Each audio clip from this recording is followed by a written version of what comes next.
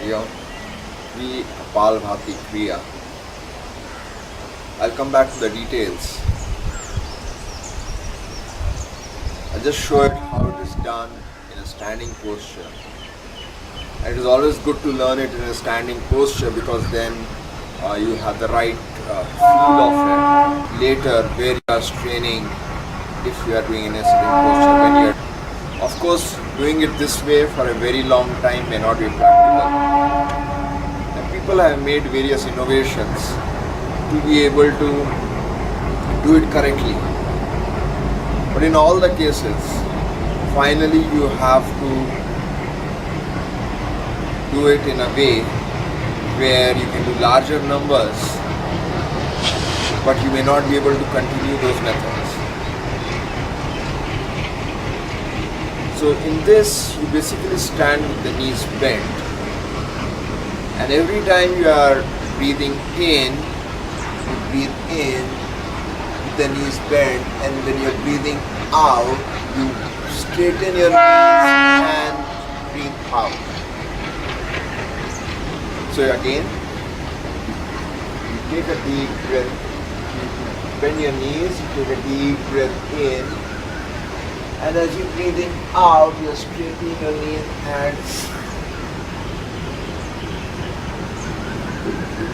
so I'll show it in a sideways posture so you can see the whole body movement.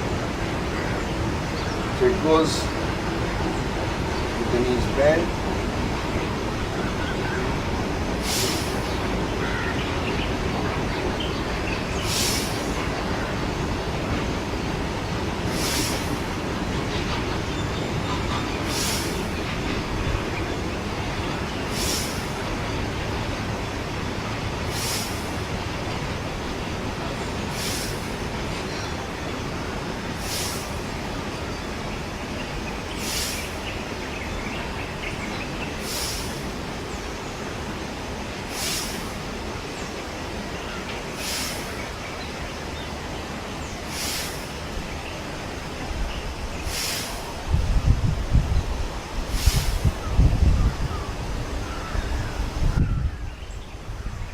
So remember, at least initially you keep opening your mouth. So you are basically as if you were doing it with water. You are breathing in, or let's say you are taking the water in and you have it in your mouth and you are breathing out. You are throwing it out from the nose. At the same time, you have to be very clear you are not straining yourself. So just have these things in mind. Knees must be relaxed, so we are again bending so the knees don't get locked up. At the same time, because we are doing this, we are not straining the back, because if you do over a period of time, the back will begin to get locked again and again, and it will begin to cause problems. Don't strain your neck. Keep the neck very supple and move in a very rhythmic movement. Do not strain your eyes. Always keep the awareness at the top of the head. There is something called Naman Pranam Asana, which I'll show it when I'm in the sitting down posture. So if you do that Naman Pranam Asana, you begin to learn how the weight has to move to the top of the head and not be in the eyes. And just keep it rhythmic and more like fun, rather than becoming too serious. You need to be serious about how the energy is moving. You need to be serious about where you are unnecessarily straining yourself, but not serious about whether you are doing the larger numbers or that you are doing something which is very sacred. Not like that. Keep it fun. At the same time, keep it relevant and sincere. I think that will be a much better way of making it serious. Hari Om. Hari Om again, and hi.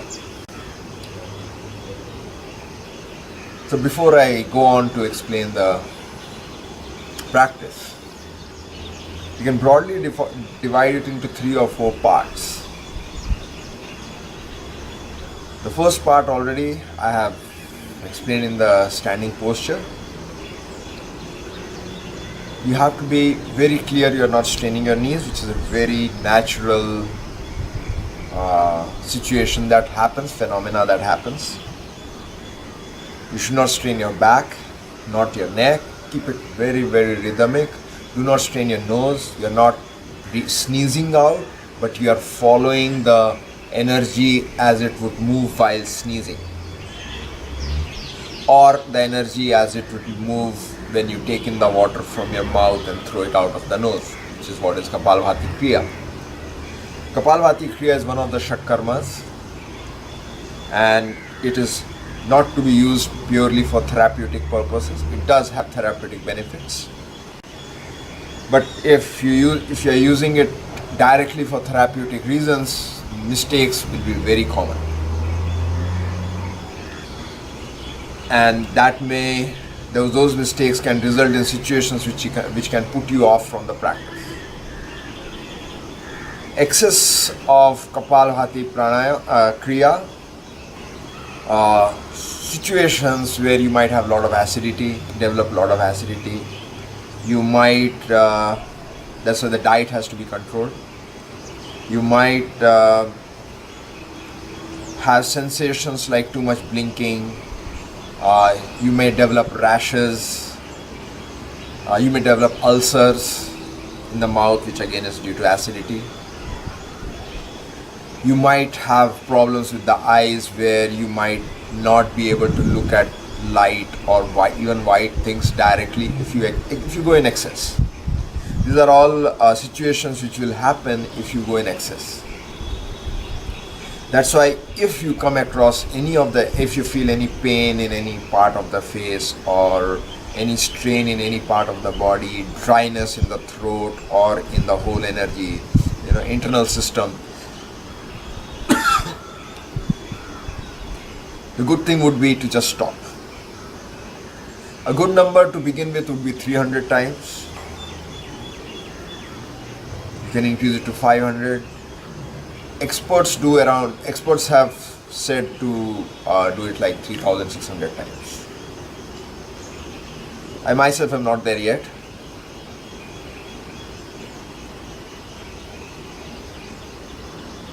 I think I have covered almost everything. And yes, drink lot of water. Lot of water before the practice, about half an hour, 1 hour before the practice, 15-20 minutes at least before. And drink a lot of water after the practice, as much as you feel you need to drink. A broad outline could be 1 liter. You might like to drink less afterwards or even more. You might like to drink more, let's say after 2 hours of it. Because it's all a demand of the body. You have to become really close to the body, start understanding what the body wants. And this practice in the long run will help you to do that. It would be a very good idea to combine it with Anuloma, Viloma or the alternate nostril breathing. Especially where you do it 5 times, 1 nostril, then 6 times you breathe in and breathe out from the other nostril. 5 times you breathe out from the other nostril, breathe in again, breathe out from the first nostril. So that would be 1 round, rather than just taking in and out.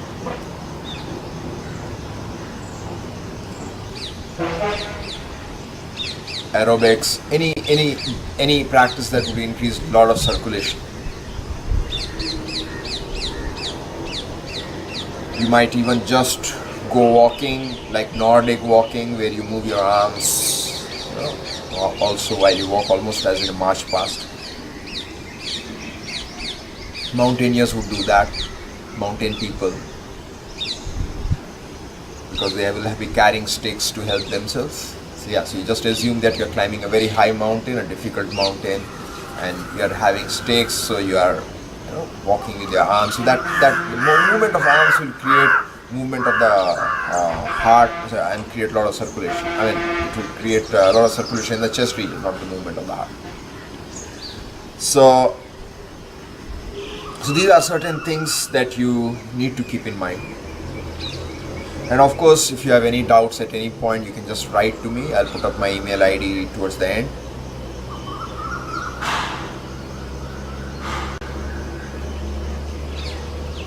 Yeah. So I'll show you Naman Pranam Asana towards the end. So what you are going to do in the first part is you are imagining you are taking water from your mouth. So you take in air, you breathe in. And as you breathe in, you stretch up your chest, awareness at the top of the head. Learn to keep that awareness at the top of the head. You can even keep your hands here. And you take a deep breath in.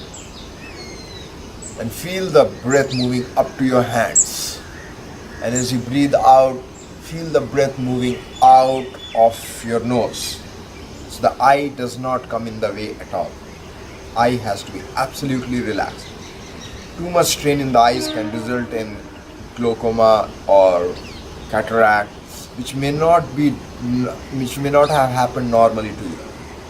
That you have to be extremely careful. You take a deep breath in. So you need to observe when you sneeze. How do you contract your muscles? How do you try to make the sneezing more controlled? I'm not talking of people who take a deep breath in. So you need to observe when you sneeze. How do you contract your muscles? How do you try to make the sneezing more controlled? I'm in a place where you do not want to disturb people, but yet you are forced to sneeze because it's coming. So you just observe those muscles in the same way, contract, and just channelize the breath out without straining your nose, without straining your eyes. So you take a deep breath in.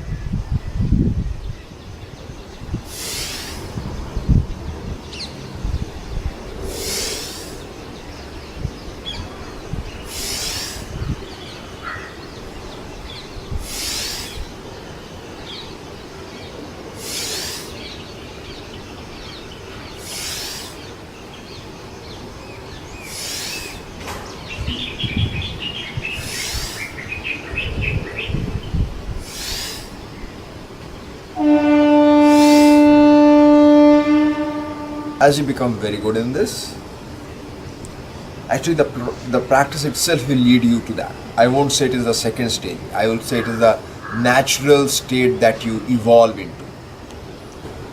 Just imagine that you are doing the Om chanting. Suppose you are doing the Om chanting. You start from your solar plexus. You feel the solar plexus and just go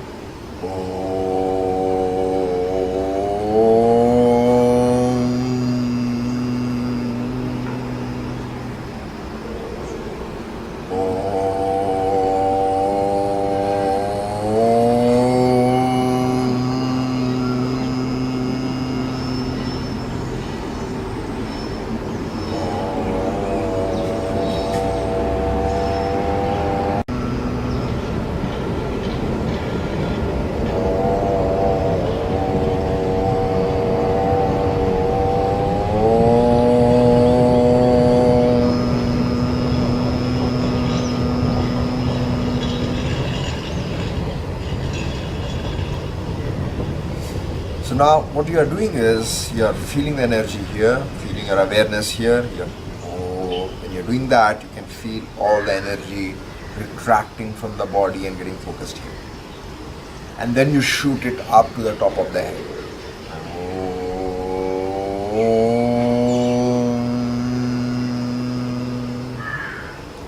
When you're doing this, in the same way, you do not do the Om chanting now, but you feel your breath.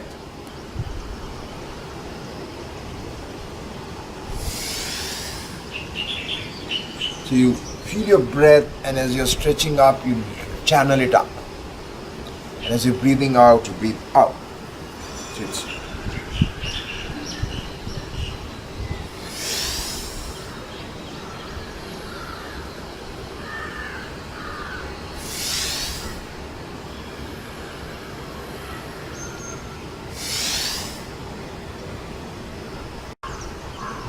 and that's how you continue.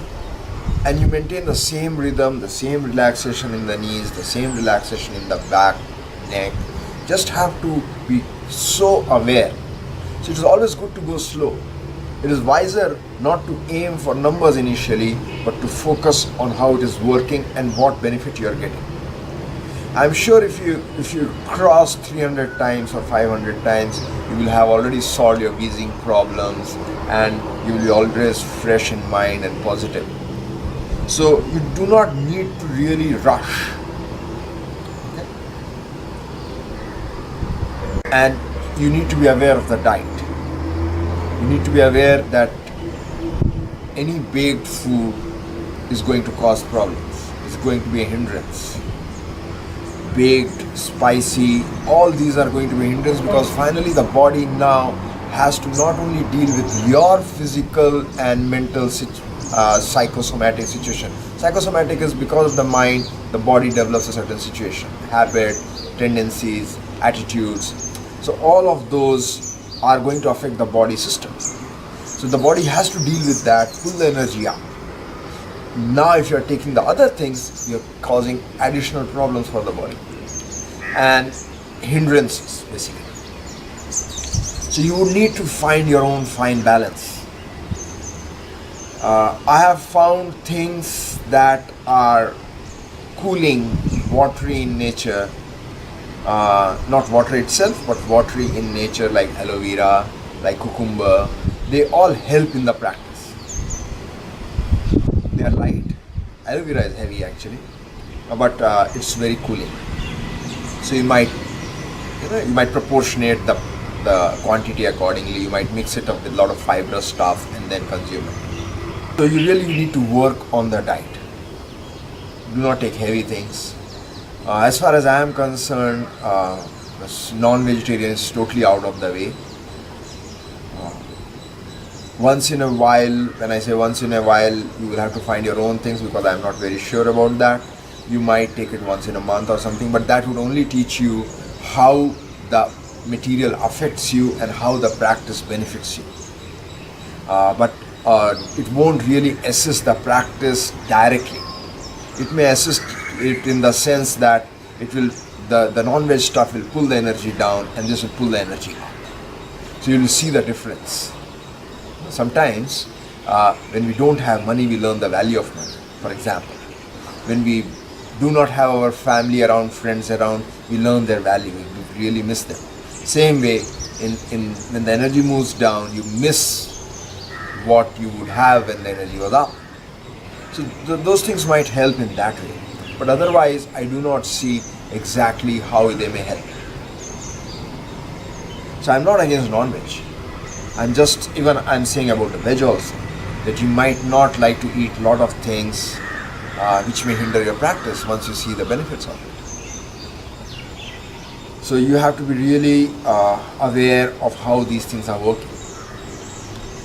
What can also be done, and it is all done a lot, is you feel the breath, the intensity of the breath. Over a period of time, you won't be doing so much of sneezing type breathing out. You would be doing much subtler breathing out, and it would go something very similar. I'll slowly, gradually move into it. So initially what you are doing is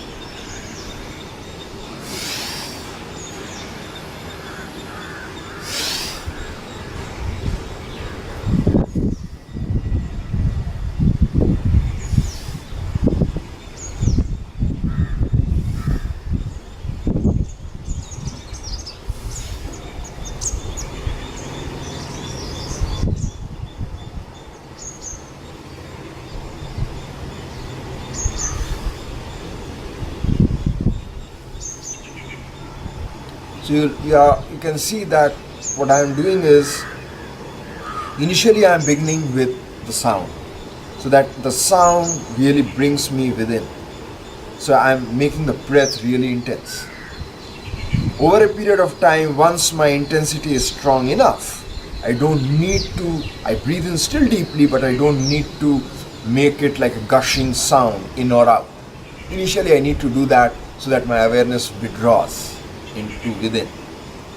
Over a period of time, I just follow the awareness and the movement of the internal body.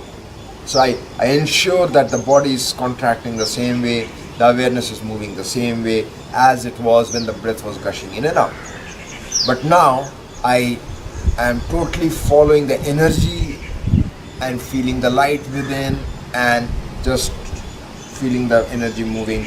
So basically what you are eventually doing is you are feeling the energy moving from the Mooladhara actually. Initially you start with navel, you start with Manipur. So you feel the breath moving, rising from the navel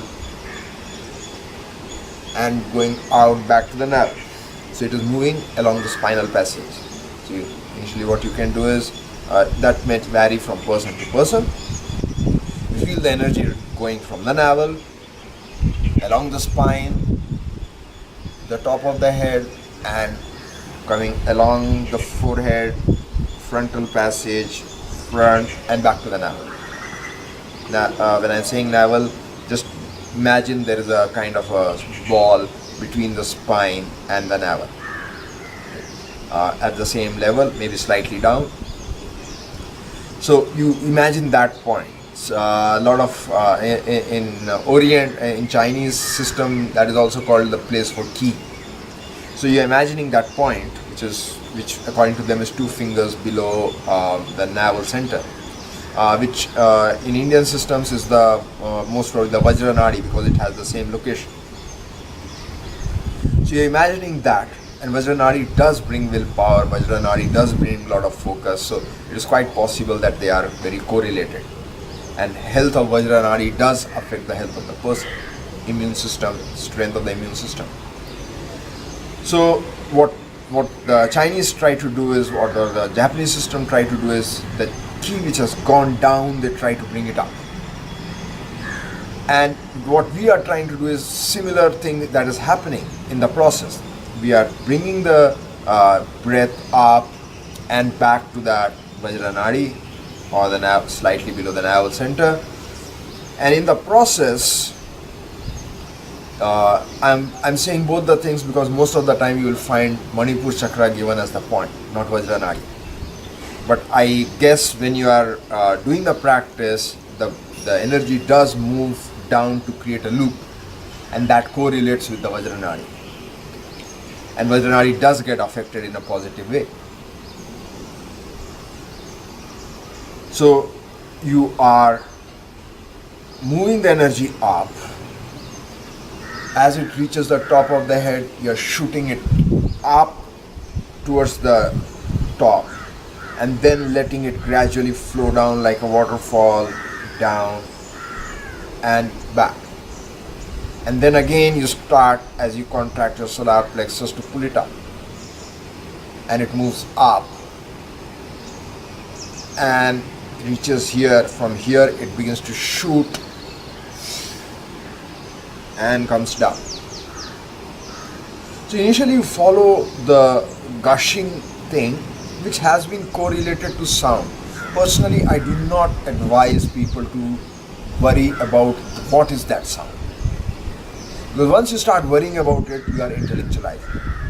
It is good to intellectualize a bit, the initial part where you try to feel that sound, but to start defining that sound is where the intellectualization becomes too much, and it becomes furthermore when you try to say, oh, it means this or it means that, because that's not the purpose.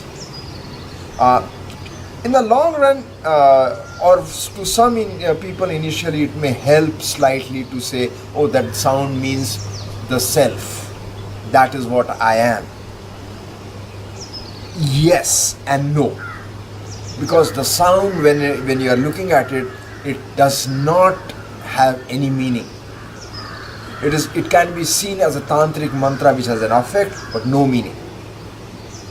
See, Om can be defined in various ways, but actually it is supposed to create a physical and mental state, and that's how it uplifts you and transcends you. Same with all tantric mantras. They have their effects, and very strong effects. But the easy way to lose that effect is to start focusing on the meaning,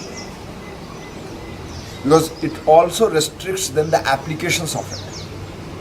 People misinterpret the applications, and therefore they misinterpret the mantras or tantra as being black magic. For example, cream helps you to get over your enemies. But cream is what it is actually doing, it is removing your impurities. It is working on your solar plexus. Your solar plexus is strong, no enemy can get better of you. So it is not going to destroy your enemy, but it is making you so strong that their methods don't affect you anymore. But when a person is harassed by your enemy, the tantrics will tell you, okay, you do that mantra cream, and they will give you a process for that, which will help you to do the mantra properly and get maximum out of it. But for another person, for a third person, they would say, oh, that mantra is destroying the enemy. No, it is not. It is making you so strong that the cheap methods of your enemy, because the methods he is using to hurt you are mostly cheap. Because otherwise he will be using methods to uplift himself, same as what you are doing now. So you have to use methods to uplift yourself. The tantric mantras help you to uplift yourself. And when we start going for the meanings and interpretations, it goes worse and worse, because now you are not looking at the person who has arisen, but you are looking at the effect it is happening on the other person, which is not because of this person's rising up, but because that person's going down.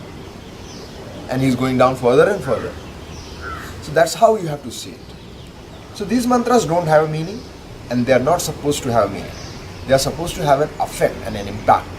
So what you need to do is just feel the sound, and that sound has been defined by many as soham. So it goes.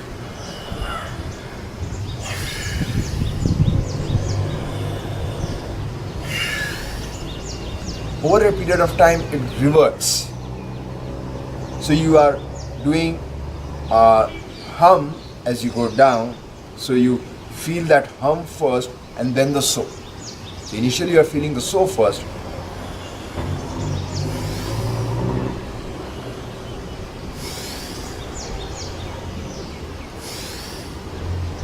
Then it becomes.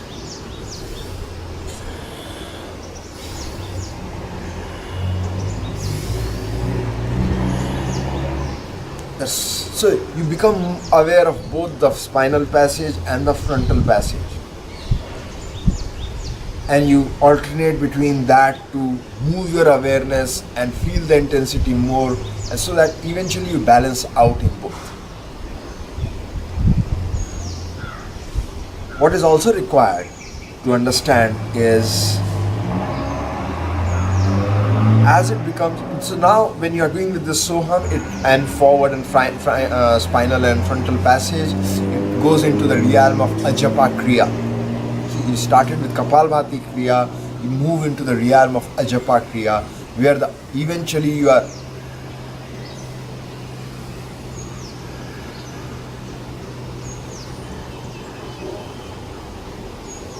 so you're moving into a different realm. And you might at any point just treat it like a dance. Any point you need to make any movement, just do it. Don't bother whether you're in Ajapa Kriya or Kapalbhati Kriya or Samvardhini Kriya. Do not bother about those things. It's 3 steps of the same practice. And together they become Samvardhini Kriya. So you are doing one after another and according to the need. If I need to step forward with my left foot, I don't bother if my right foot should be there first. I just need to step forward. If the other person has, in a dance, if the other person has put the right step forward, I may need to put the left step forward because there is no space for the right step. Or we might have to move it in some other way.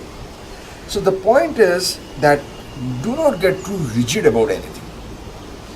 See the benefit, understand the process, and just play around and have fun with the practice and get the best out of it without becoming too rigid, which slowly takes you towards cults, religions, which outlive their purpose just as you outlive your purpose once you have passed the kindergarten. You outlive your purpose once you have passed primary school. You outlive the purpose of the middle school once you pass middle school.